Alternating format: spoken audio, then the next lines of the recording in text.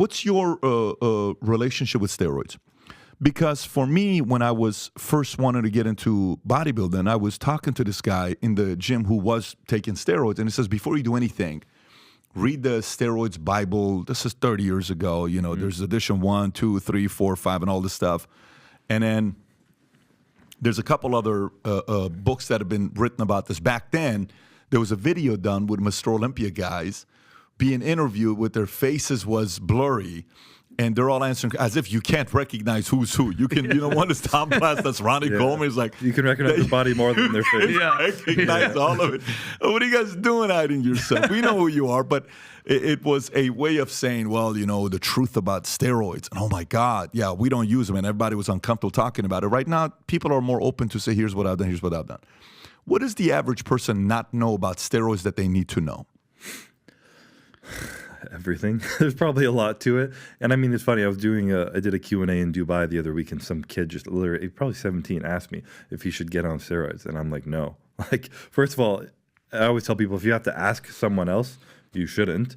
And the side effects to it can vary so greatly depending on the person. You just never know what you're going into. You know, you could do one cycle and then your natural testosterone could be dumped for the rest of your life, where you have to be on TRT forever. It can make you infertile. It can lead to more risk of heart disease, you know, increase of cholesterol. It can affect your liver, all your organs. It can be very damaging, especially when abused, which is typically people can get addicted, not addicted like a drug, but you get addicted to the result and how you feel, how you look, and all that stuff.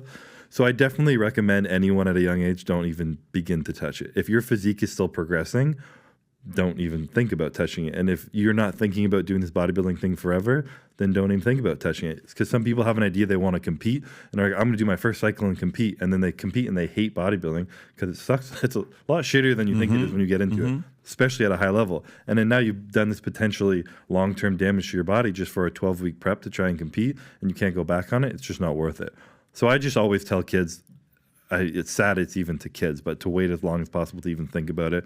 Make sure that your nutrition, your recovery, your training is all perfect, and it's been perfect for years to the point where you've hit your natural plateau where you can't really make progress anymore.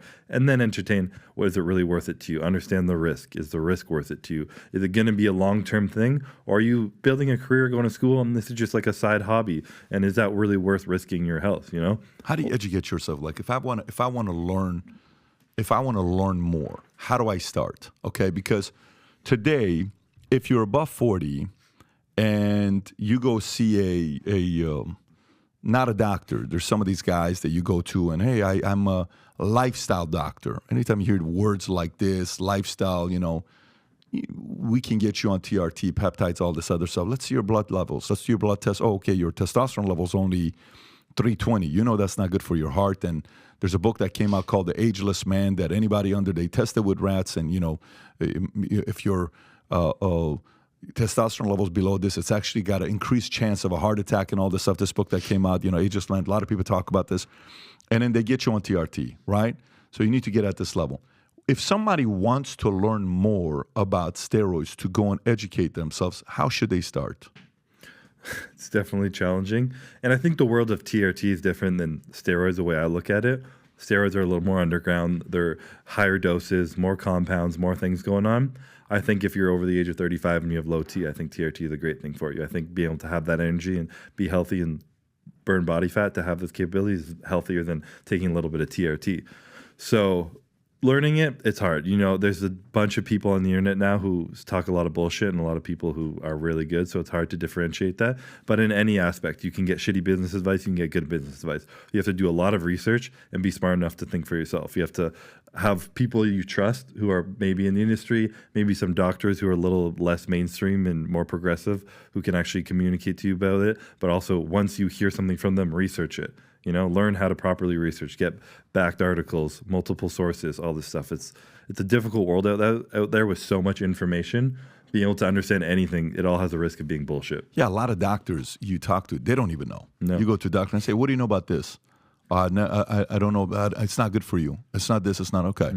And then, you know, the key then becomes some people you go to, they give you too much of it. They're like, no, here's what you got. It's not going to do anything. You're going to be all right. So it's important whose counsel you take, because there's the extremes on both sides. One that is zero tolerance at all. I don't want to know nothing about it. And there's another side that is extreme. The source becomes like, who do I trust to go talk to where I can get this intel from? And is there a book or a website or an article or somewhere to go to where you like start here and then go from there, or no? No, really, no. Really? No, not that I would ever come across myself. Not the fact that you would ever come across yourself. How did you learn about it? Like for even you to be at where you're at, like who did you, like maybe not even a name, but was it yourself like, hey, everybody's talking about this. What is Anadrol 50? What is Deca? What are the compounds that do well together? Is Winnie good for you? What's Winstrol? What's water-based? What's oil-based? What's oral? What's this? What's that? Like, how did you start learning about all this stuff? Or was it the fact that maybe you had somebody in your life that had already years of education where you had an edge because somebody could tell you, don't waste your time with this, do this, this is what this guy did, that's what these guys are using, let's go research that, let's start out with the blood. Is that where kind of you had a little bit of insight? It was definitely a bit of both of that. Yeah, that makes sense. sense. And I've always been a relationship person, and I'm building relationships is like the biggest thing, progressing in anything, having people you can trust. So I had people who could trust who were helping me, and they were always like, minimum effective dose, always. Start with the least possible and then go up from there. And then at a young age, I had a run-in with my health issues, and that's when I was like, okay, well, like this didn't cause it, but it could make it worse. So you hear things like Tren and Anadrol and all these things, and these are the hardcore ones. All right, hardcore usually means harder on your body as well. If it works more, it's probably harder on your body. Stay away from those. Do the more... if you can get it prescribed from a doctor, it's probably more research and healthier. You're going to be doing higher doses than a doctor would, but minimum effective dose. Start as small as possible and slowly increase. You don't need to throw the kitchen sink at it to start. You start small and slowly progress over time and change every other variable before that variable. If you can change, I've still been progressing my recovery, my nutrition, my training, everything has been getting better over the years so that I can change all those variables, and I haven't had to change the amount of steroids I take for the last 5 years. It's decreased over my career. Really? Yeah. No shit. I mean, muscle maturity too is a of thing. Course, yeah. I've been training for like 14 years, but that's not that long in the world of bodybuilding. No. I'm only 28, and I'm still, my body's just staying the same weight, but I look more mature, more dense over time. So I don't need to be just like blasting shit to get huge. I'm fine-tuning everything else, training harder, and I've been able to progress with my work ethic, And there's a lot more to say about that than there is just taking more drugs. Is there any website AI that, you can look at someone's physique and you put your physique there to say, you can actually have a physique that one day you could compete for Mr. Olympia. Is there anything like that exists or no? I don't know. You know why I asked that question? The reason why I asked that question is because some people think they can't. And you can, do you think you can generally tell with a kid after he works out for about a year, like, you have the right physique that if we build it, the endomorph, the mesomorph, the ectomorph, all that stuff, to say, you could actually do something with this body here. Do you know what I'm saying? Like you look at a 16-year-old kid, like this kid's got something here with the body that it puts together, or you're like, no, I disagree.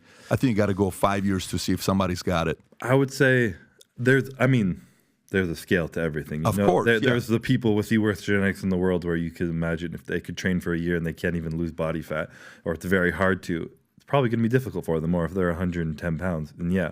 But in the middle realm where most people lie, I would say it takes years to really see if you can or not. Because I've seen people who have trained for a long time and look good, and I'm like, they're okay. And then they start learning a little bit different. They find a new edge of how hard they can train, and all of a sudden their physique changes in a year more than it did the past 3 years. So everybody's so different. I just say that because, when you see Arnold when he was at 16, 17, the way his chest would stay up, or you would look at you younger, like look at the way. I would say at a Mr. Olympia level, then you can probably tell when they're young. Yeah, if you don't have that first picture of me with that headband and that green shirt. That's the one. I was in high school, 17 full natural, been training for a few years. I'd just been learning how to eat. I was just eating a lot. I didn't know properly how to, and obviously I had a hell of a amount of muscle on me for a high school student. Are there any supplements for you where you're like, dude, these are some of the go-to supplements that I would, spend some time researching and looking up more? Because back in the days, it's very trendy, right? Oh, creatine, HMB, V2GO, CLAO, all this stuff. Is there anything where it's like, these supplements, whether you want to be a bodybuilder or not, your body may need some of this. This is what you want to look up. And then some of the ones, if you are a bodybuilder and you're competing, these are some of the go-to supplements. And maybe it's some of them that you sell yourself. Yeah, I always look at things that stand the test of time, creatine monohydrate is the most basic, cheapest thing you can buy. It's been researched the most and it's been proven to work the most. And it absolutely does work. It's not going to be like steroids where you're going to change your life, but it will help your recovery and your progress, and you will get better from taking it. And then based off that, it's just nailing nutrition in my eyes. Pre-workout can help you have a harder workout, get more vasodilation, get a little more blood flooding to the muscles, but it's not necessary. It just helps. Protein powder, I think, is a huge help, because if I'm having to get over 200 grams of protein in a day, it's hard to get that from food and expensive. A shake will help you get there. But other than that, everything else is just kind of bonuses that aren't really needed. And I've gone through Olympia preps where all I've taken was creatine and protein, and then everything else was taking steroids, of course, but it was focused more on diet and nutrition. Got it. So, and this is me owning a supplement company, being completely honest. Nutrition and how you eat is the most important thing.